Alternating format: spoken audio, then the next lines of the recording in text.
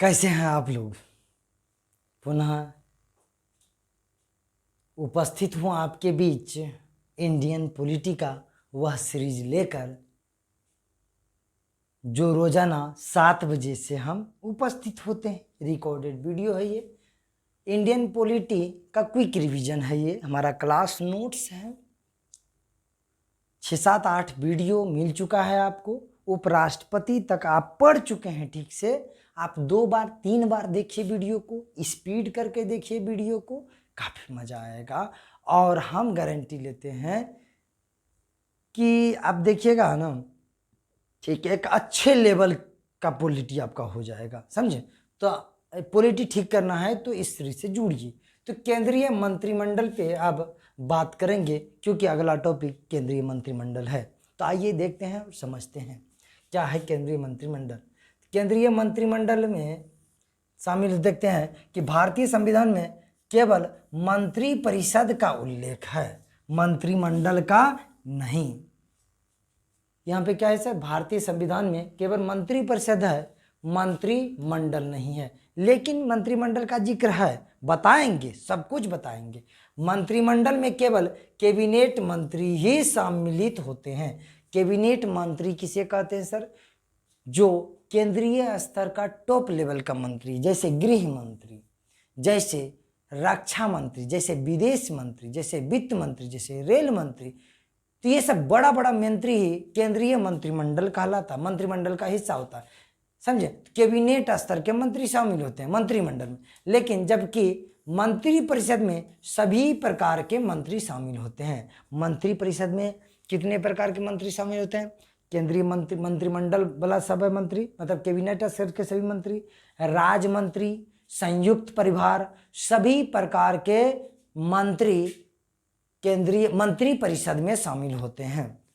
यहाँ पे है कि 44वां संविधान संशोधन 1978 द्वारा, कब सर? 44वां संविधान संशोधन अधिनियम 1978 के द्वारा अनुच्छेद 352 में कैबिनेट शब्द का प्रयोग किया गया। 1978 से पहले कैबिनेट मंत्रिमंडल का कोई जिक्र नहीं था। तो कैबिनेट शब्द का सर्वप्रथम प्रयोग कब किया गया है भाई? 1978 में, 44वां संविधान संशोधन 1978 में, समझे। तो अब चलते हैं मंत्री परिषद का निर्माण कैसे होता है, आइए देखते हैं और धीरे धीरे समझने का प्रयास करते हैं ना जी। धीरे धीरे सब काम धीरे धीरे होगा और एक दिन ऐसा आएगा कि त्वरित हो जाएगा। आज स्पीड से सीखिएगा ना सब कुछ, क्षणभंगुर वाला काम क्षण में आता है, खुशी देता है, क्षण में समाप्त हो जाता है। आराम आराम से चीज को देखिए, मजा आएगा। मंत्री परिषद का निर्माण तो अनुच्छेद 74 में कहा गया है कि राष्ट्रपति को सलाह देने के लिए एक मंत्री परिषद होगा, जिसका प्रमुख प्रधानमंत्री होगा। अनुच्छेद 74 में क्या कहा गया है? अनुच्छेद 74 कहता है कि राष्ट्रपति साहब जो भी काम करेंगे उस काम की सलाह देने के लिए एक मंत्री परिषद होगा, जिसका प्रधान कौन होगा? प्रधानमंत्री होगा। मतलब राष्ट्रपति साहब अपने मन से कुछ काम नहीं करेंगे, नहीं करेंगे। राष्ट्रपति साहब मंत्री परिषद के सलाह से ही करेंगे, और जिसका प्रधान कौन है? प्रधानमंत्री है। तो सबसे हेड कौन हो गया? प्रधानमंत्री हो गया जी। सबसे हेड कौन हो गया? सबसे अधिक हेड प्रधानमंत्री हो गया। सबसे अधिक हेड कौन हो गया? प्रधानमंत्री हो गया। देखिए, राष्ट्रपति साहब सब काम करेंगे देश का, लेकिन बोलेंगे अपने मन से नहीं करेंगे। सलाह देने के लिए बोला है मंत्री परिषद होगा, जिसका प्रमुख कौन होगा? प्रधानमंत्री। तो वास्तविक कार्यपालिका प्रमुख कौन होता है भारत का? प्रधानमंत्री। आप जानते, संवैधानिक प्रमुख कौन है? राष्ट्रपति। संविधान में कार्यपालिका प्रमुख कौन है? राष्ट्रपति। लेकिन भारत में वास्तविक कार्यपालिका प्रमुख कौन है? प्रधानमंत्री हो जाएगा। तो वास्तविक जैसा शब्द आएगा, प्रधानमंत्री को मारिएगा उत्तर, समझे। प्रधानमंत्री की नियुक्ति, अब यहाँ पे एक बात है कि प्रधानमंत्री की नियुक्ति कौन करता है? बोलता है कि प्रधानमंत्री की नियुक्ति राष्ट्रपति करेंगे। कौन करेंगे भाई? राष्ट्रपति। सर, तो राष्ट्रपति तो प्रधानमंत्री का नियुक्ति करेंगे, लेकिन उसके साथ तो रक्षा मंत्री है, गृह मंत्री है, विदेश मंत्री है, वित्त मंत्री है, रेल मंत्री है, स्वास्थ्य मंत्री है सर, ढेरों मंत्री है सर। तो वो सब मंत्री का नियुक्ति कौन करेगा? तो बोलता है एवं अन्य मंत्रियों का नियुक्ति, जो जो मंत्री का नाम अभी बोले, अन्य मंत्रियों का नियुक्ति प्रधानमंत्री के सलाह पर राष्ट्रपति करेंगे। अन्य मंत्री का नियुक्ति तो होगा, लेकिन प्रधानमंत्री सलाह देंगे कि इन व्यक्ति को, राजनाथ सिंह को आप बना दीजिए क्या, रक्षा मंत्री, अमित शाह को बनाइए गृह मंत्री। तो ये प्रधानमंत्री बोलेंगे, जिनको जिनको जो मंत्री बनाने के लिए तो राष्ट्रपति साहब नियुक्त कर देंगे उस पद पर।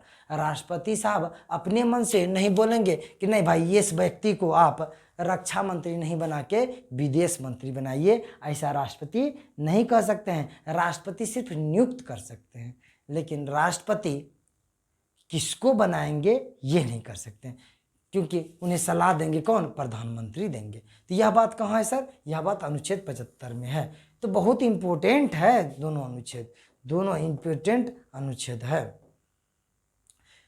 अगला पॉइंट देखिए, मंत्री राष्ट्रपति के प्रसाद पंत अपना पद धारण करते हैं। ये जो मंत्री होता है, कैबिनेट स्तर का मंत्री, जो भी मंत्री है या फिर प्रधानमंत्री है, तो ये राष्ट्रपति का प्रसाद पर्यंत ही पद धारण करता है, राष्ट्रपति को दिखाने के लिए है। लेकिन वास्तविक बात तो यह है कि राष्ट्रपति का प्रसाद पर्यंत, तो प्रसाद पर्यंत कहते किसे हैं सर, राष्ट्रपति जब तक चाहेंगे मंत्री परिषद का मंत्री बना रहेगा, समझे। तो राष्ट्रपति का मन होगा तो आज हटा देने के लिए तो हटा देंगे, लेकिन क्या राष्ट्रपति हटा सकते हैं कंडीशन में, नहीं हटा सकते हैं। कैसे नहीं हटा सकते हैं, जब तक लोकसभा में, कहाँ सर, लोकसभा में सरकार के पास बहुमत प्राप्त हो, तो वैसे कंडीशन में आप नहीं हटा सकते हैं। तो बहुमत न होगा तभी ना हटाइएगा, लेकिन राष्ट्रपति के सम्मान के लिए प्रसाद पर्यंत पद बोला गया है। तो मंत्री परिषद का जो भी मंत्री होता है वह राष्ट्रपति के प्रसाद पर्यंत ही पद धारण करते हैं। मंत्री परिषद सामूहिक रूप से लोकसभा के प्रति उत्तरदायी होता है, ये बात बता दीजिए सर। मंत्री परिषद सामूहिक रूप से किसके प्रति उत्तरदायी होता है, लोकसभा के प्रति होता है, ये बता दीजिए सर।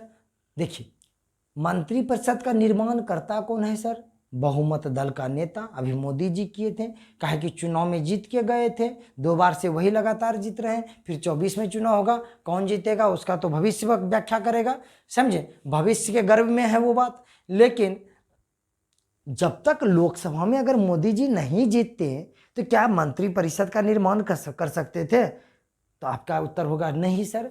कहे कि अब जितवे नहीं करेंगे, अब मान लीजिए 2 पार्टी समझिए, कांग्रेस है बीजेपी है, तो बीजेपी जीते तो बीजेपी मंत्री परिषद का निर्माण किए, अगर कांग्रेस जीतेंगे तो कांग्रेस निर्माण करेंगे, दूसरा कोई प्रधानमंत्री मंत्री परिषद बनेगा। तो यहाँ पे यही बात है।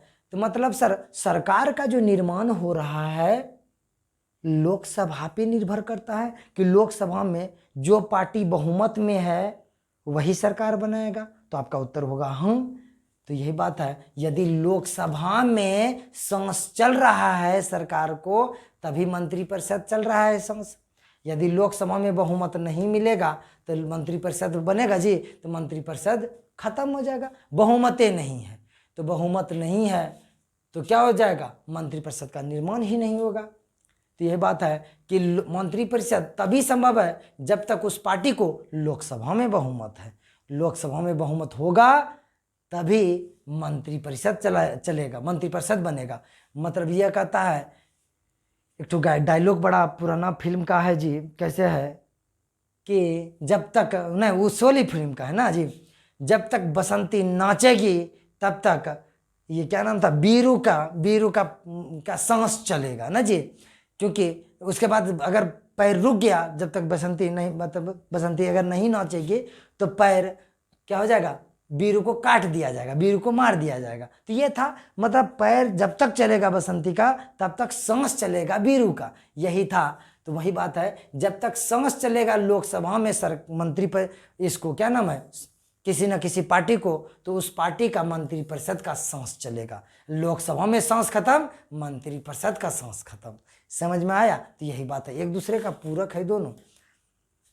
यहाँ पे है कोई व्यक्ति मंत्री बन सकता है। देखिए, हम भी चाहेंगे मंत्री बन सकते हैं, सरकार चाहेगी तो हमको भी मंत्री बना सकता है, लेकिन कहा गया है कि 6 महीना के अंदर संसद के किसी सदन का सदस्य बनना अनिवार्य है।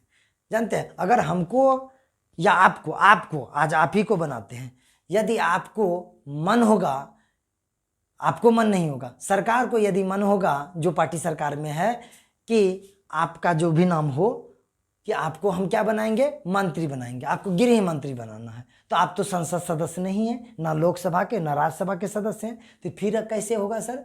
तो आपको फिर भी मंत्री बना सकते हैं। क्या बना सकते हैं सर? मंत्री बना सकते हैं, लेकिन कहा गया है कि 6 महीना के अंदर कहीं ना कहीं आपको संसद का सदस्य होना अनिवार्य है, समझे। 6 महीना के अंदर लोकसभा का सदस्य बन जाइए या फिर राज्यसभा का सदस्य बन जाइए। तो 6 महीना में लोग बनेगा तो पद पे रहेगा, नहीं तो सदस्यता क्या हो जाएगा, रिक्त मानी जाती है। तो 6 महीना में कैसे सदस्य बनेगा सर? तो लोकसभा में कहीं ना कोई खाली होता है सीट, वहाँ से चुनाव करा के जिता दिया जाता है, या फिर ऐसा नहीं होता है तो राज्यसभा में किसी के न किसी के द्वारा मनोनीत कर दिया जाता है, फिर किसी न किसी राज्य से चुनाव लड़वा के जितवा ही दिया जाता है मंत्री को। यहाँ पे ध्यान देने योग्य बात यह है कि 91वां संविधान संशोधन 2003 के अनुसार संसद के किसी भी सदन के उस सदस्य को जिसे 10वीं अनुसूची के अंतर्गत दल बदल कानून चल रहा है, सदस्य के अयोग्य सिद्ध कर दिया गया है, मंत्री बनने के लिए भी अयोग्य माना जाएगा तथा उसे मंत्री नियुक्त नहीं किया जा सकेगा जब तक कि वह पुनर्निर्वाचित ना हो। यहाँ पे यह बात है कि 10वीं अनुसूची, हम लोग जब अनुसूची पढ़े थे तो वहाँ पे देखे थे कि दल बदल कानून के तहत अगर कोई व्यक्ति किसी अन्य पार्टी के टिकट से जीतता है और पैसा के लोभ में दूसरे पार्टी में जाता है, अपने दल को ही बदल लेता है, तो ये कहा गया है कि उसकी सदस्यता रिक्त मानी जाती है। वो उसका सदस्यता क्या हो जाएगा, खाली हो जाएगा। तो वो व्यक्ति भारत का मंत्री बनने के लिए भी अयोग्य माना जाएगा, फिर मंत्री नहीं बन सकता। मान लीजिए अगर कोई व्यक्ति किसी अन्य पार्टी से जीता था, लेकिन यहाँ पे मंत्री बनने के लिए तो किसी ना कोई सदस्यता चाहिए ही नहीं, किसी भी सदन का सदस्य नहीं भी हैं, फिर भी आपको मंत्री बनाया जाएगा, लेकिन 6 महीना के अंदर आपको संसद सदस्य होना चाहिए, बना दिया जाता है कहीं ना कहीं से। तो अगर कोई पार्टी का सदस्य दूसरे पार्टी का सदस्य अपना पार्टी बदलता है तो दल बदल कर रहा है। दल बदल कानून के तहत बोला गया है यदि कोई दूसरे पार्टी से इस पार्टी में आता है उसकी सदस्यता तो रद्द होगी, लेकिन वह संसद सदस्य नहीं रहेगा। तो वो संसद सदस्य नहीं रहने के बाद क्या वो मंत्री बन सकता है? तो बोलता है नहीं, ये जो पार्टी बदला है इसका जुर्माना लगेगा, इस व्यक्ति को मंत्री नहीं बनाया जाएगा, ये व्यक्ति को पुनः निर्वाचित होकर आना पड़ेगा, निर्वाचित होकर आएगा तभी मंत्री बन पाएगा। पनिशमेंट है ये एक तरह से, समझे। यहाँ पे है कि राष्ट्रपति बहुमत प्राप्त दल के नेता को प्रधानमंत्री नियुक्त करता है। राष्ट्रपति किसी को नियुक्त थोड़ी कर देगा प्रधानमंत्री जी, नहीं, किसको करेगा, बहुमत प्राप्त दल के नेता को। जैसे अभी बहुमत प्राप्त बीजेपी है तो उसका नेता कौन है, तो मोदी जी, तो उसको प्रधानमंत्री नियुक्त करेगा, किसी भी व्यक्ति को नहीं करेंगे। परंतु कुछ परिस्थितियों में राष्ट्रपति को अपने स्वविवेक का प्रयोग कर प्रधानमंत्री की नियुक्ति का अवसर मिल सकता है, लेकिन कुछ कंडीशन ऐसा होता है कि अपने विवेक से, अपने बुद्धि से ही राष्ट्रपति साहब प्रधानमंत्री का नियुक्ति कर सकते हैं। तो वो कौन कौन सा कंडीशन है, आइए देखते हैं। वो कंडीशन है जब लोकसभा में किसी भी दल को स्पष्ट बहुमत न हो। देखिए, बहुमत साबित होने के लिए 50% प्लस 1, 50% प्लस 1 सीट होना चाहिए, 50% प्लस 1 सीट होना चाहिए, समझे।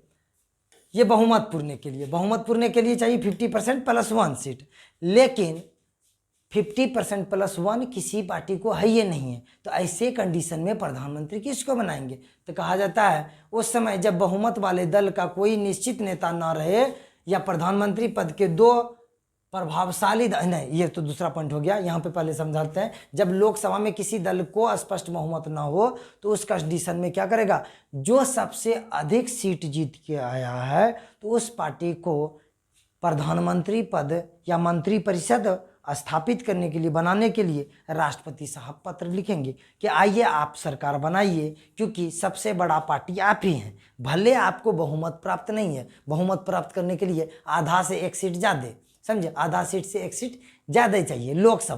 लोकसभा में टोटल चुनाव कितना होता था सर? 543 सदस्य का। 543 आधा कितना हो सर? आधा भाग दीजिए 2 से, 2 दूनी 4, 1 बचा, 2 से 14 और 2 1 2, 271.5, मतलब 273 सीट अगर किसी पार्टी को आ जाता है 50% +1 तो क्या हो जाएगा सर? वो जीत लेगा, वो सरकार बना सकता है। एक पार्टी को 273 सीट आता है तो वो सरकार बनाएगा, लेकिन 273 सीट किसी पार्टी को नहीं आया, किसी को 100, किसी को 150, किसी को 50, इसी तरह सब पार्टी को मिला जुला के आया है।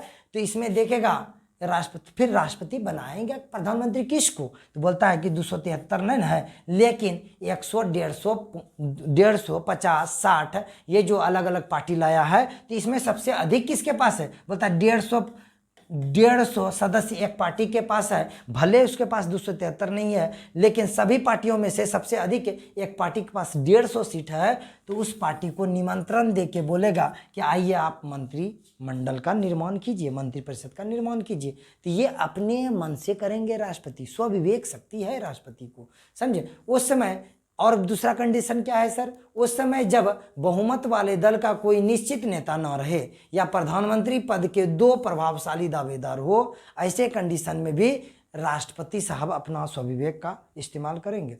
जैसे 2 दावेदार सर, जैसे अभी मान लीजिए बीजेपी की सरकार है, बीजेपी के सरकार में मोदी जी जितना प्रभावी नेता है, उसी तरह मोदी जी के तरह कोई प्रभावशाली नेता आ जाता है, मान लीजिए योगी जी या फिर अमित शाह, कोई ऐसा व्यक्ति है जो समान रूप से पार्टी में छवि भी, ताकत भी बराबर का हो, समझे? कोई मतलब 200 अगर सांसद बोल रहा है कि भाई मोदी जी के पक्ष में है, तो 200 सांसद अमित शाह के भी पक्ष में रहे, मतलब दोनों बराबर का दावेदार रहे, ऐसे कंडीशन में विवाद होगा। हम बनेंगे प्रधानमंत्री, वो बोलेगा हम बनेंगे प्रधानमंत्री। ऐसे कंडीशन में प्रधानमंत्री किसको बनाएंगे? तो बोलता है कि राष्ट्रपति जिसको मन चाहेंगे उसको बना सकते हैं। 2 दावेदार जब होगा, 2 प्रभावशाली व्यक्ति होगा, तो ऐसे कंडीशन में राष्ट्रपति डिसाइड करेगा किसको बनाना है, जिसको बोल देगा वही बनेगा, समझे? और तीसरा बात क्या है सर? राष्ट्रीय आपात की परिस्थिति में राष्ट्रपति लोकसभा को भंग करके कुछ समय के लिए स्वेच्छा से काम चलाऊ सरकार का नेता मनोनीत कर सकता है। जैसे राष्ट्रीय आपात जब लगेगा उस समय में राष्ट्रपति लोकसभा को भंग करके कुछ समय के लिए स्वेच्छा से, अपने मन से, समझे, स्वेच्छा से काम चलाऊ सरकार, जिससे सरकार चल सके, मंत्रिमंडल चल सके, मंत्रिमंडल में देश ठीक से चल सके, समझे? क्या करेगा भाई? सरकार का नेता मनोनीत कर सकता है, स्वेच्छा से काम चलाऊ सरकार का नेता मनोनीत कर सकता है। ये राष्ट्रपति के बुद्धि पे बात होगा, समझे? राष्ट्रपति जो चाहेंगे वैसे होगा। अब चलते हैं मंत्रिपरिषद का संरचना। आइए देखते हैं मंत्रिपरिषद की संरचना। केंद्रीय मंत्रिमंडल, मंत्रिपरिषद की संरचना है ना जी, एक सेकेंड। मंत्रिपरिषद की संरचना पर